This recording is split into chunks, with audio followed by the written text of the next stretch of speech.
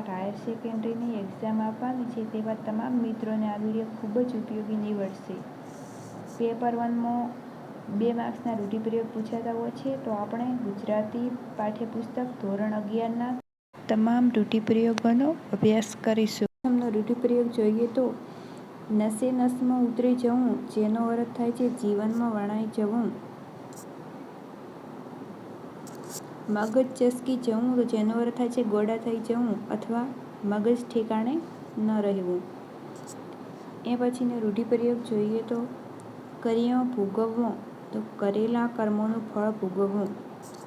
પુરાણ નીકળવું, તો જેનો અર્થ થાય છે એક વાતના સંદર્ભમાં બીજી વાતો નીકળવી. તપી જવું, તો તેનો અર્થ થાય છે ગુસ્સે થવું. આંખ ફાટી જવી, તો તે રૂઢિપ્રયોગનો અર્થ થાય છે અવાચક બની જોઈ રહેવું. એ પછીનો રૂઢિપ્રયોગ આપણે જોઈએ તો આકુળ વ્યાકુળ થવું, તો ખૂબ ગભરાઈ જવું. મન ભ્રમમાં પડવું, વહેમ કે શંકા થવી. મન ભ્રમમાં પડવું, જેનો અર્થ થાય છે વહેમ કે શંકા થવી.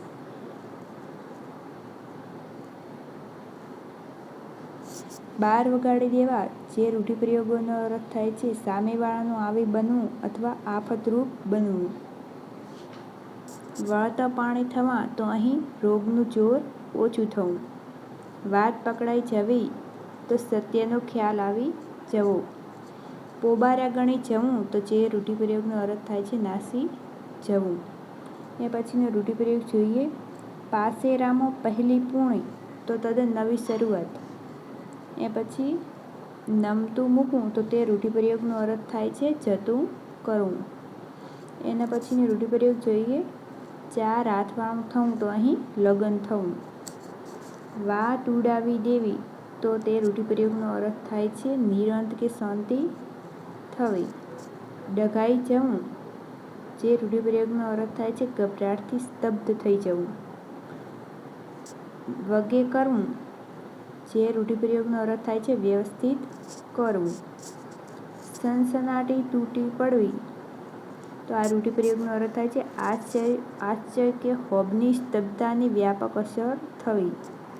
શ્રાવણ ભાદરવો વહેવો, તો આ રૂઢિપ્રયોગનો અર્થ થાય છે ચોધાર આંસુ વહેવા. એ પછીનો રૂઢિપ્રયોગ જોઈએ મનોરથ મનમાં રહી જવો, તો મનની ધારણા મુરાદ પૂરી ન થવી. રોમાંચ અનુભવવો, તો જેનો અર્થ થાય છે લાગણીથી અથવા શરીર ઉપરના રૂંવાં ઊભા થયાની અનુભૂતિ થવી. રૂંવો અથવા રૂંવાડો. પછીનો રૂઢિપ્રયોગ જોઈએ ચાલ ચાલવી, જેનો અર્થ થાય છે યુક્તિ પ્રમાણે અમલ કરવો. ભાજી મૂળા માનવા, તો વાતને સરળ જાણવી. અગિયારા ગણવા, તો ભાગી જવું. હવનમાં હાડકો નાખવું, જે રૂઢિપ્રયોગનો અર્થ થાય છે સારા કામમાં દખલ કરવી. ચોખા મૂકવા, જે રૂઢિપ્રયોગનો અર્થ થાય છે નિમંત્રણ આપવું. પેટનું પાણી પણ ન હાલવું, તો આનો અર્થ થાય છે કશી જ અસર ન થવી. નેક્સ્ટ મોં ભરવું, તો આનો અર્થ થાય છે લાંચ આપવી. હાથ મારવો, જે રૂઢિપ્રયોગનો અર્થ થાય છે ચોરી કરવી. એ પછી જોઈએ ગળોગળ આવી જવું, તો તે રૂઢિપ્રયોગનો અર્થ થાય છે ધરાઈ જવું અથવા કંટાળી જવું. પ્રાણ નીચોવવા, તો ખૂબ જ પરિશ્રમ કરવો. એ પછીનો રૂઢિપ્રયોગ જોઈએ જીવન મરણ વચ્ચે ઝોલો ખાવો, તો આ રૂઢિપ્રયોગનો અર્થ થાય છે જીવવાની આશા ન હોવી. એ પછીનો રૂઢિપ્રયોગ જોઈએ ધનોત નીકળી જવું, સર્વસ્વ નાશ પામવું. મનમાં ને મનમાં સમસમી રહેવું, તો આ રૂઢિપ્રયોગનો અર્થ થાય છે અપ્રગટ રીતે રોપ કરવો અથવા તેનો બીજો અર્થ થાય છે ગુસ્સાને મનમાં જ દાબી દેવો. એ પછીનો રૂઢિપ્રયોગ જોઈએ જીવ તાળવે ચડવી જવો, તો એનો અર્થ થાય છે જાણે હમણાં જીવ જશે એવી સ્થિતિમાં હોવું અથવા બીજો અર્થ થાય છે ભારે ઉચાળ થવું. એના પછીનો રૂઢિપ્રયોગ જોઈએ કાગને ડોળે રાહ જોવી, તો ખૂબ આતુરતાથી રાહ જોવી. એ પછીનો રૂઢિપ્રયોગ જોઈએ મોઢો ચડી જવો, તો રિસાઈ જવું.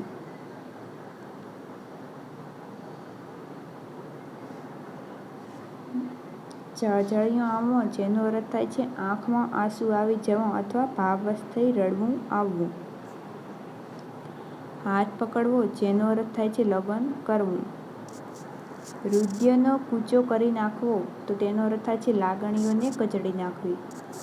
છેલ્લે પાટલે બેસવું, તો એનો અર્થ થાય છે આત્યંતિક નિર્ણય લેવો.